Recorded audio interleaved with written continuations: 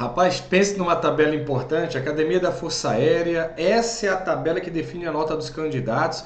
Você vai perceber que ela tem características diferentes de outros concursos, por exemplo, a SpaceX fala em tema e fala em punição por erros específicos. Aqui, a Academia da Força Aérea ela estabelece 3 itens: expressão, estrutura e conteúdo. Se você vem acostumado toda a vida a se preparar para o Enem com aquelas famosas 5 competências, você vai ver que tem muito a ver com esses elementos aqui, mas os pesos variam. É uma prova que é classificatória, você precisa tirar umas notas mais altas, enquanto a SpaceX, por exemplo, você mete 5 você está dentro. Aqui, por exemplo, um 7, um 8, um 9 fazem muita diferença. Então eu quero chamar a tua atenção, presta muita atenção nisso aqui, porque pode fazer uma diferença enorme colocar você lá dentro da academia. Então, primeiro item, expressão. Ele aborda o quê? Questões gramaticais, pontuação, ortografia, caligrafia. Meu querido, minha querida, se caligrafia ainda é um problema para você, o tio vai dar uma dica agora. Você não escreve na linha, no seu caderno? Imagine uma linha imaginária entre as duas linhas que você está escrevendo. Você já percebeu que entre as letras minúsculas tem 2 tipos de tamanho? M ela é menor, mas o T não vai lá em cima. Sabe qual é um dos problemas? Talvez seja o seu. As letras menores e as maiores ficam todas nessa linha imaginária do meu. Eu falei isso sexta-feira, o aluno levantou a mão e falou assim: esse é o meu problema. Comece a resolver, cara. Não pode, isso aqui perde ponto. E qual é a perda, Edu? Aqui, ó, pontos debitados por erro cometido, 0,2. Só que a prova da AFA é de 0 a 10. É muita coisa. Contar erro é muita coisa. Erro de vocabulário. Como é que é erro de vocabulário? É o cara usar a palavra errada no contexto errado. Por exemplo, eu tenho visto várias redações atualmente com os alunos escrevendo assim: isso corroborou para que ele fizesse tal coisa. Está errado. Corroborar não é sinônimo de colaborar. Algumas pessoas pensam que corroborar é colaborar tomando banho e arrumadinho e perfumado. É não, viu? Corroborar quer dizer fortalecer. Colaborar é collab mesmo, é colaboração, tem nada a ver. E outra, corroborar, ele não é transitivo indireto, é direto. Ele corroborou, ele fortaleceu aquele aspecto. Então, cuidado com o vocabulário e amplia esse vocabulário. Acentuação gráfica, principalmente crase e morfossintaxe. Aí vai entrar justamente a composição da redação. Às vezes, o aluno estabelece uma inversão e ele se atrapalha. Às vezes, o aluno, por exemplo, estabelece períodos com orações subordinadas isoladas.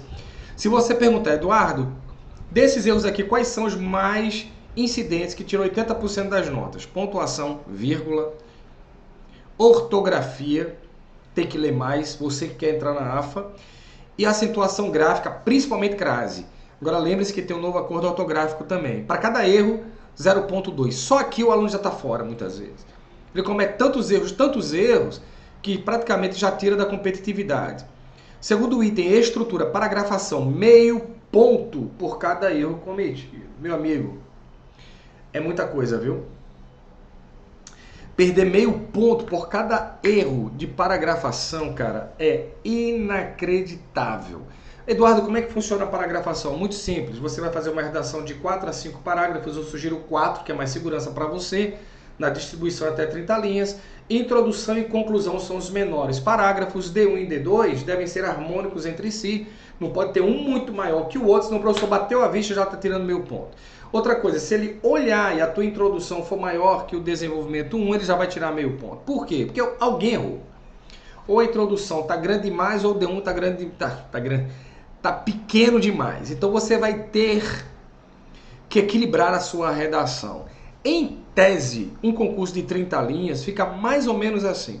Introdução por volta de 6 linhas, desenvolvimento por volta de 8 linhas, 8 e 8, 8 e 9 e conclusão voltando para as 8 linhas. Se você faz isso, basicamente você organiza a sua redação e não corre riscos de perder ponto aqui.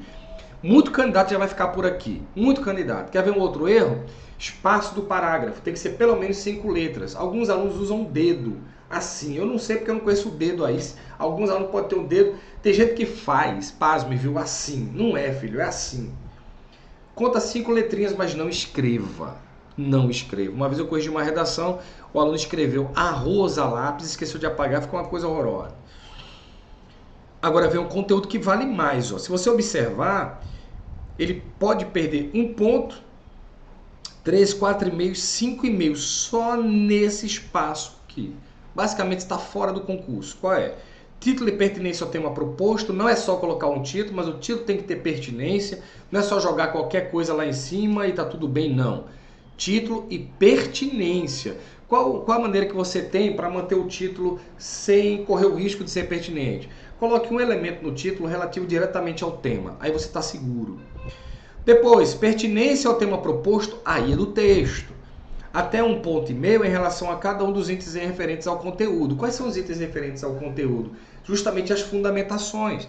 Então, por exemplo, principalmente no desenvolvimento, mas todos os parágrafos devem convergir para o tema. O que eu vejo às vezes são alunos que vão usar os argumentos, que vão falar sobre o tema e esquecem do tema. Imagine que o tema seja violência contra a mulher e a pessoa fale que impunidade é um dos fatores causadores. Aí o cara chega no D1 e dana a falar sobre impunidade, impunidade isso, impunidade aquilo outro, e esquece que o tema é violência contra a mulher. E aí o cara se perde. Uma maneira de você não correr esse risco é você abrir o parágrafo falando do tema, tipo, é fato que no Brasil a impunidade é um dos fatores causadores da violência contra a mulher. Aí você fala de impunidade, depois você fecha dizendo, é preciso, portanto, um novo olhar da sociedade para combater isso, para que as mulheres tenham um cenário mais seguro. Aí você pega o início e o fim e convergem para o tema. Não tem como o examinador tirar ponto da sua redação. Argumentação coerente, outra coisa muito importante. Isso aqui é diretamente ligado ao planejamento da redação. Diretamente ligado. A maioria dos candidatos que querem a sua vaga, eles não planejam o texto. Eles pegam o tema e começam a fazer a introdução. E incorrem aqui, ó. A argumentação fica incoerente. Agora, quando você sabe o que você está fazendo com elementos de coesão adequado e conduzindo, olha, eu vou falar disso, eu vou falar disso, eu vou falar disso, as coisas fazem sentido. Vale aqui a pena eu te dizer que os elementos de coesão sequencial, sabe como você vai construindo o seu parágrafo? Então você abre tópico frasal, depois você coloca um segundo período que é a ampliação do tópico frasal, pode ser por causa, depois você insere uma consequência. Você que me acompanha aqui no canal, haverá sempre vídeos para você aqui, nos quais você vai poder avançar e aprender cada vez mais, tá certo? Se liga que isso é muito importante. A coerência do texto. O texto tem que fazer sentido, não só entre parágrafos, mas também entre períodos. E para finalizar a nossa tabela, informatividade, o aluno perde até 1,5 ponto. Mas, Eduardo, como é que funciona isso, cara?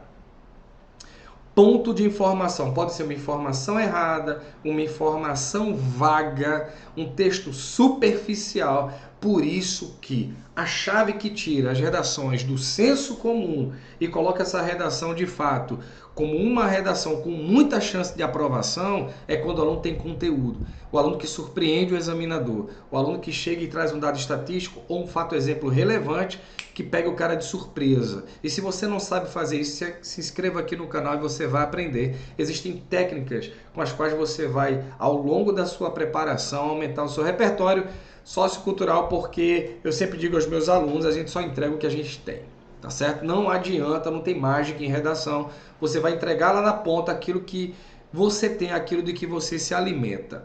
E aí, fez sentido para você? Essa é a tabelinha de correção da AFA, se liga nela, porque esse é o caminho mais curto para a sua aprovação nesse concurso. Eu fico imaginando às vezes alunos que se preparam para concursos e nem se ligam como a redação ela vai ser avaliada. Esse tipo de correção aqui, por conta desses pesos, ele muda completamente. Uma redação no Enem, por exemplo, imagine que o tema da AFA seja idêntico ao do Enem, mas uma redação feita para o Enem, ela não necessariamente vai se dar bem aqui, por causa desses pesos dos pontos debitados.